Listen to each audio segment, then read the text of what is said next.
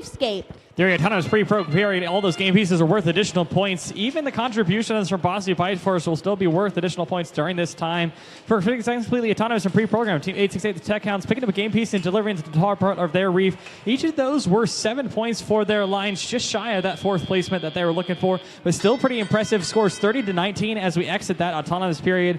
The remainder of the 2 minutes and 50 seconds is all tele-operated. Human players pick up their drivers, driving the robots that their team built over the last 13 weeks. Team 868, the Tech Hounds, removing that coral or algae from their reef and then placing it onto the top part of the barge, worth 4 points for their alliance.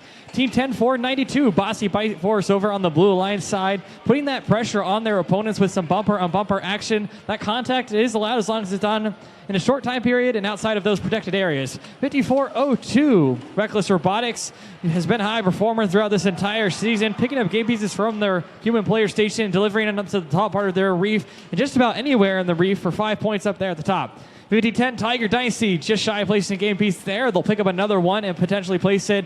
The cycle times, time for picking up a game piece to delivering it onto the field of play is what teams are trying to minimize. The shorter that duration, the more opportunities they can fit in play into that tight time in the match.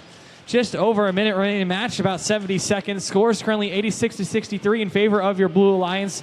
Teams are working towards that coral ranking point, the highly coveted 5 of those game pieces on all 4 of those levels. That threshold can be lowered if teams agree to cooperation by placing 2 algae into their processor.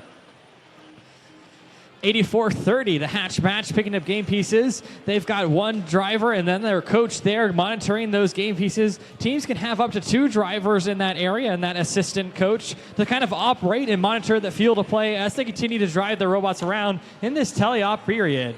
Team 50-10, Tiger Dynasty, again showing off why Swerves is such a valuable drive mechanism for this year's season. Most teams here at the state of Indiana in the competition are continuing to use that with just a few teams left. As we start winding down in time, we'll hear that sonar ping at 20 seconds. That means we'll start seeing teams make their way over to those cages and get elevated off the ground. Teams 868, the Tech Hounds, successfully elevating themselves. Their teammates hoping to join them here in a moment. All they need is 1 robot to park to get that barge ranking point. 54-84 Wolfpack joining them, successfully cresting that rank point threshold. Red Alliance hoping to score just a few more points, trying to get that ranking point. They seem to be successful. Stick tight to see those scores.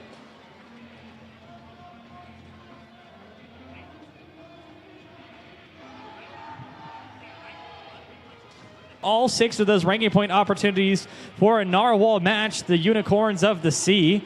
All those teams maintaining their ranking, but they got those 6 ranking points, 3 for winning the match, 1 for their hard work in autonomous and in the end game period, and that hardly soft after coral ranking point, which both teams were able to successfully complete. Stick tight for qualification match 5.